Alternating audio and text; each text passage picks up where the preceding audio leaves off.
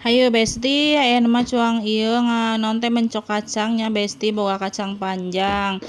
Cuang disambelkeun heueuh tah ieu teh bumbuna teh nya besti tah aya cengek, bawang bodasna tong loba teuing nya bisi bau langu. Make cikur, make uyah, make gula beureum tuh. Ieu mah mantak nikmat ieu mah lada nya besti tuh. Ieu teh kacangna teh geus meunang ngumbah heueuh. Ke bisi majarkeun acan meunang ngumbah ieu teh geus dikumbah geus bersih.